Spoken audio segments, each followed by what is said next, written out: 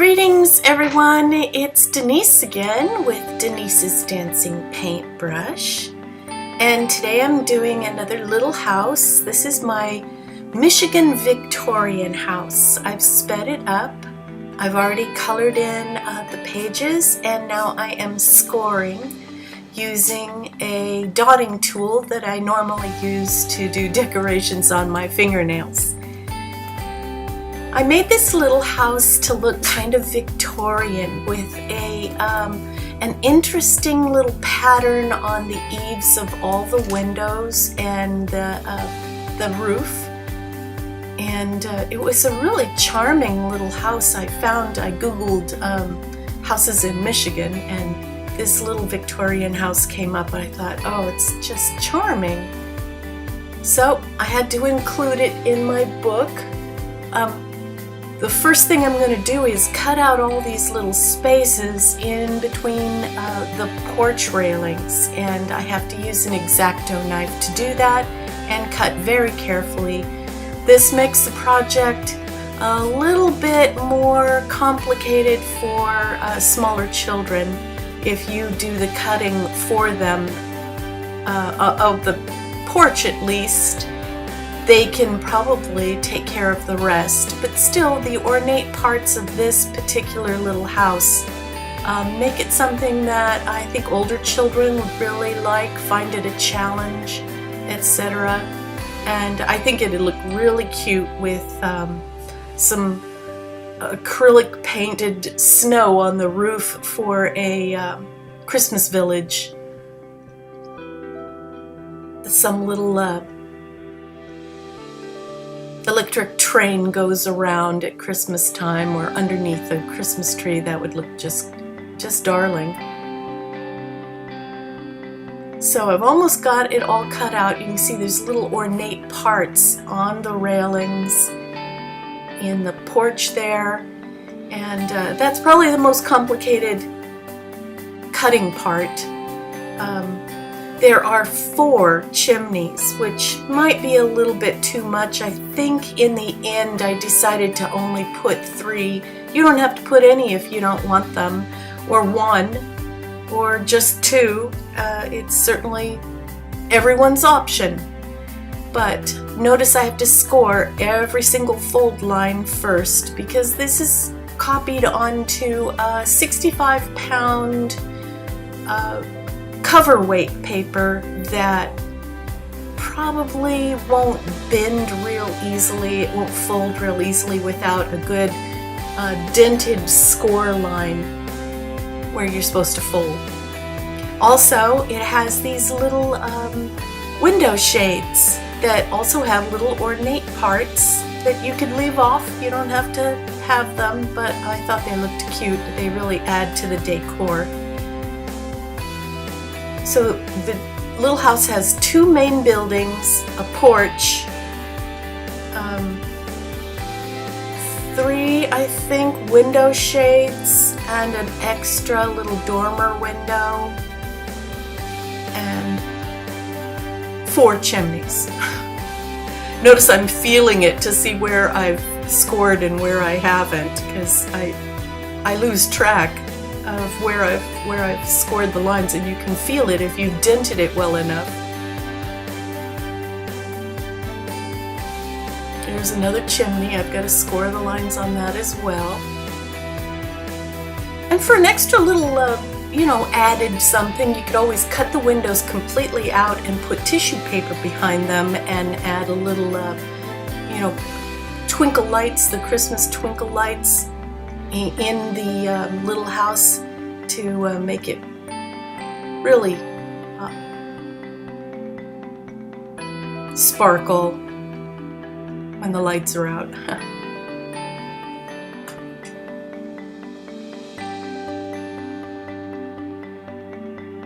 Okay, so time to cut it all out and start folding.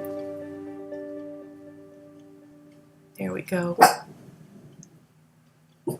My little dog's getting all uppity about someone out in the parking lot.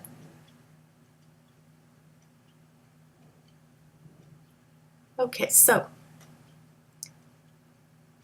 The problem with doing this on camera is that sometimes I pull it close to me when I'm cutting, and then it gets out of the camera range. I'm so sorry about that. I apologize. Got to cut out the little notches very carefully.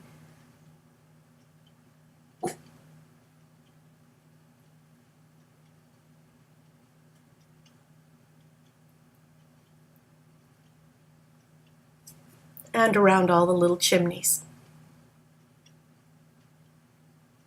I really enjoyed making these. I've got one for every state in the Union, and someone was saying I should probably do one for Washington, D.C. as well, and maybe even Puerto Rico, but I haven't done that yet. Maybe I will. If you don't want to buy the book with all 50 states' house patterns, you can always go to my Etsy shop and buy just one pattern and print it yourself on cover weight paper at home, and or print enough for a whole class. I appreciate it being used for educational purposes, and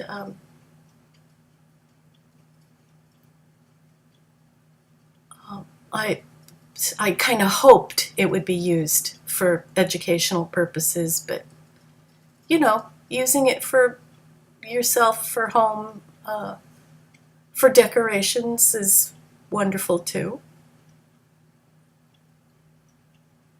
I've used these little classroom projects in homeschool classes as well, and they went over real big. Everybody seemed to love them. Of course, there was one boy who really didn't care for art a lot. He would build the little house, and then he would use it for target practice later. Okay, that's fine with me. One little boy took his little house and cut a slit in the roof and used it later for a piggy bank. I thought, what a clever idea. That's ingenious. Yes. Now those are the little window shades. They're very small, so you can hardly see me folding them, but there it is.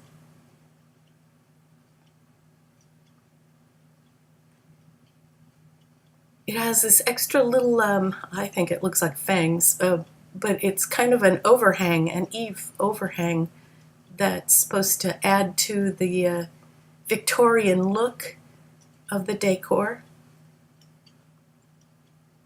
Kind of cute when it's all put together.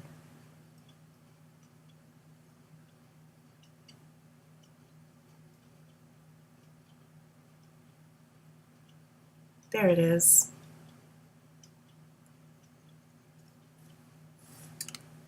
So this one, unlike some of the other houses, took a while to cut and score and then put all together. So I should probably speed some of this up. See the little chimneys? They're all put together the same, but there are 4 of them after all, and so this part takes a little while.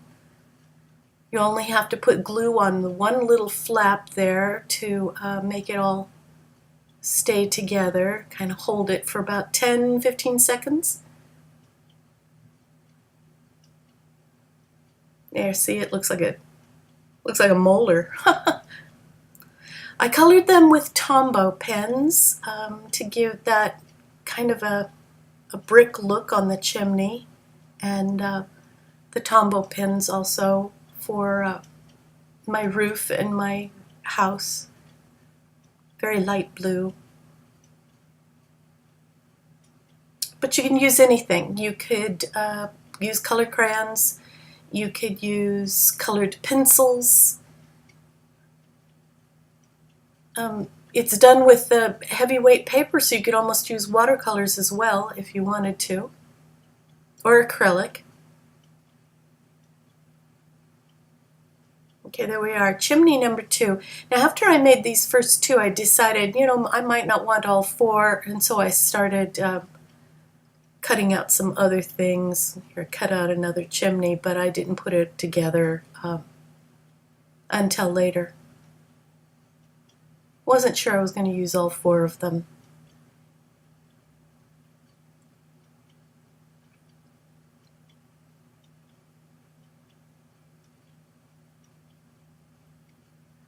So I folded it and then set it down.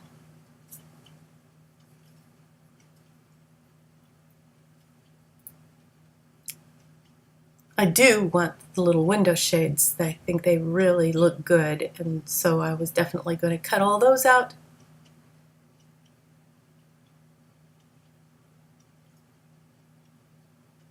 You can see over on the side I've colored some other house patterns as well. The Idaho farmhouse would probably be putting together next. Once I make these little patterns, I have to print them and cut them out and put them together to make sure the pattern is correct, that it's going to all go together correctly. And let's face it, I'm an artist, not an architect, and I often get a little bit off on my measurements, but I've put them all together myself, and they do fit, they do work. I don't print the patterns and get them ready for sale before I've put it together myself and made sure it works. There's the little porch. I'm going to fold it now and put it together. And to make it stay in its little cube form, I'm going to put some glue there on the flaps for the floor and hold it for about, 5 to 10 seconds or so. House number 1. First thing you do is put the glue on flap number 1. There it is, puts together as a little square, and then you make the floor. There's the floor. I put glue on the flaps and hold the floor down just a little bit, and then I can set the little house down and put together house building number 2. Same thing. Flap number 1 has glued first.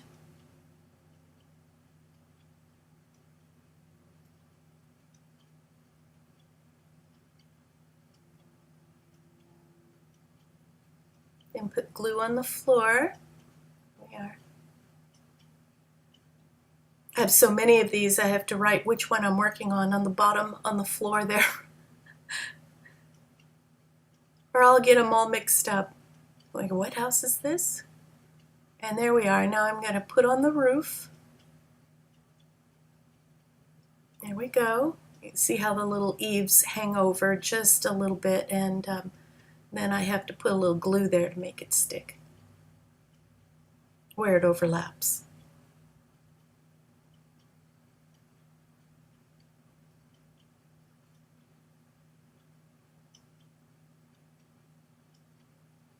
And house number 2 fits right up next to that roof. And there's my roof number 2.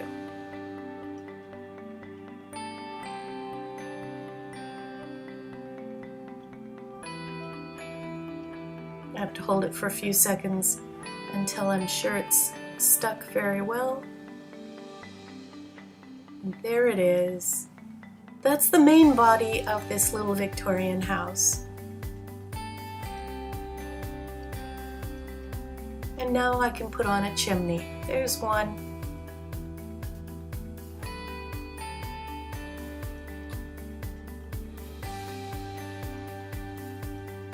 And there's the second one.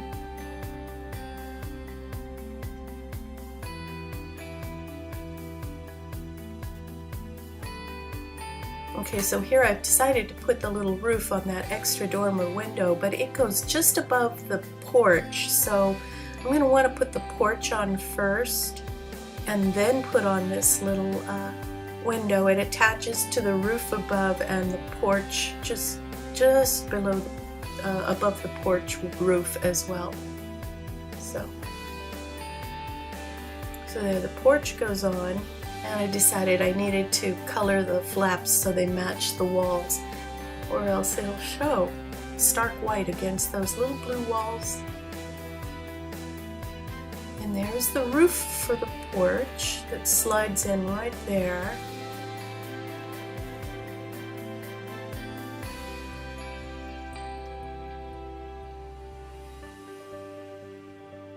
And there's the little dormer window, fits right there.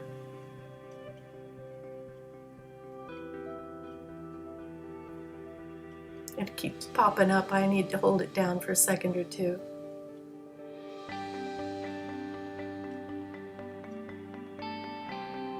There's my window shade.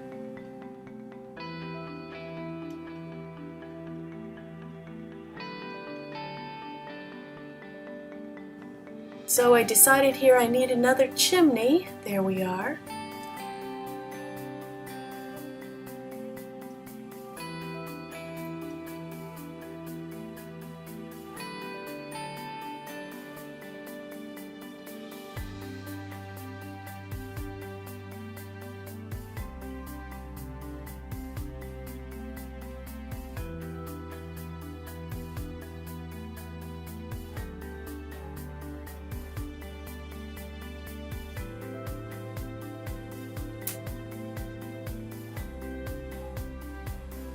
I also decided to use these little brown pieces as a walkway in front of the door. I didn't put any steps in front of the doors, and there are 3 doors on this little house, so I colored some more brown, just scrap paper with my Tombow pen there.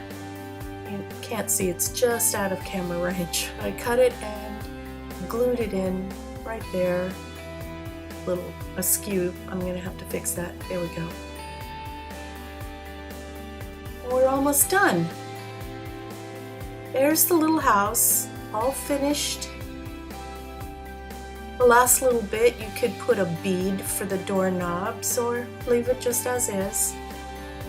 But there she is with the porch, the dormer window, and the little window shades above the doors. Or above 2 of them anyway. And here we have the final viewing of all sides. I thought it turned out kind of cute. Little Victorian thing going on there.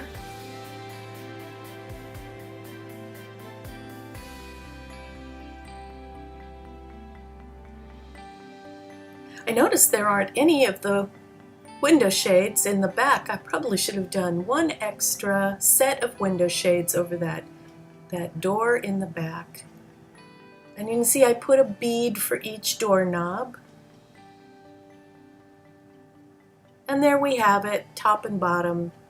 Thanks for watching. If you've made it this far through, I appreciate it. Please subscribe. See you next time.